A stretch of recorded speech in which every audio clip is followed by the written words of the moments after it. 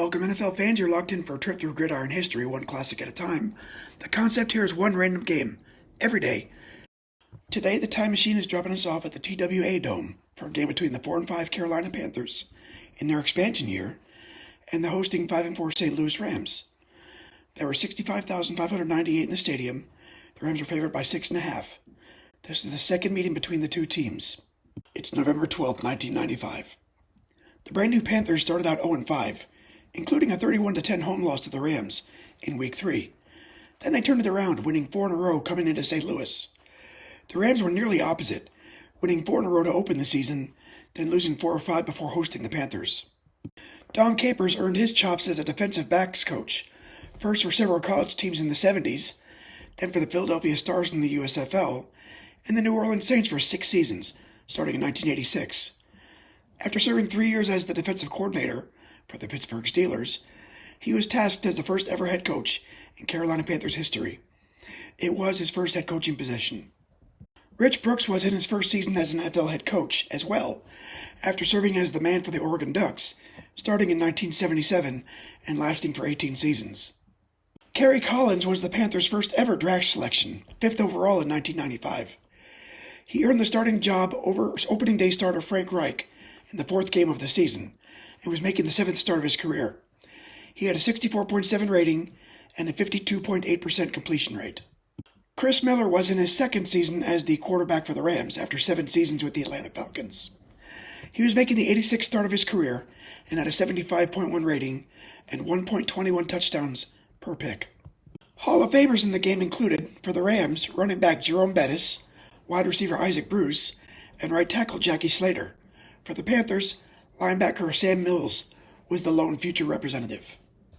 I got this highlight reel from the YouTube channel SW561, and he got it in turn from Fox Sports and the NFL. Enjoy. 1,065,000 plus. 65,598 on hand today to watch. Kerry Collins have a pass hit by Roman Candle Pfeiffer into the hands of Toby Wright. He was right. 4 interceptions against Collins today for the Rams. Here is Chris Miller, complete to the Reverend Isaac Bruce. Look at the moves he makes, Tom. Look at him dive down to the 12-yard line. Then, 2 plays later, Miller, he knows where the bread is buttered. It's Isaac Bruce. Touchdown, 12 yards. Look at the concentration. Yeah, and a great job of catching the ball. And look at him keep his feet in bounds. Same time. Great job. So Isaac Bruce, and the first passing touchdown allowed in the last 5 games by the Panthers, have been great defensively the last month. But Collins is done. Beep, beep, beep, beep, beep, beep, beep. Here comes the offense, and a 14-7 Ram lead. The Panthers are in it. Score 14-10 now in the 3rd quarter. Panthers driving, but Collins fumble, and the Rams have fallen on the football. Big 3rd play coming up here for St. Louis. Chris Miller, flush from the pocket, finds one of our favorite players this year, Todd Heaton, the Kinchin. Downfield to the 2. He was shaken up in the play, but hung in there. Yeah, great job here by center Bern Bostic. As you watch Darian Connor coming up the middle, watch him get leg whipped right there, and that's what allowed the flush from the pocket. 2 plays later, Miller goes to Connor's replacement, Brett Farnez, who's trying to cover Troy Drayton. It's a touchdown, 21-10 St. Louis. Carolina, well, some days you do look like a first-year team. Collins strip, Bumble. It's picked up by Torin Doran, and he tears the heart out of Carolina. Look at him go. Touchdown. In 2 games, both wins by the St. Louis Rams over Carolina. 13 turnovers, and they carried Jackie Slater off the field.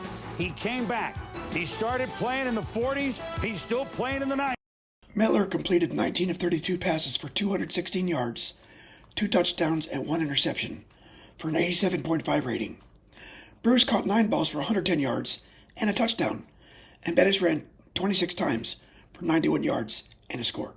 In defeat, Collins connected on 16 of his 35 passes for 228 yards, 2 touchdowns, 4 interceptions, and a 46.8 rating. Willie Green led the team with 6 receptions for 157 yards and a touchdown. Howard Griffith ran for 46 yards on 13 carries.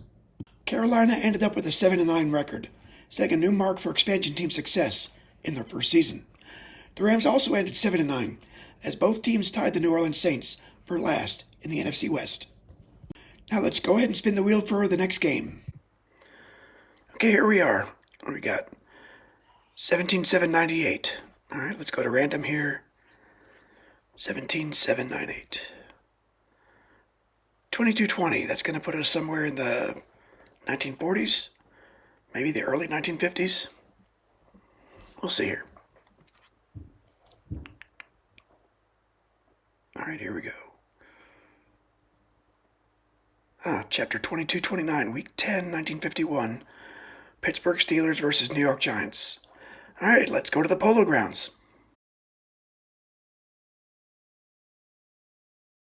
Thanks for watching today. If you're still here, go ahead and subscribe.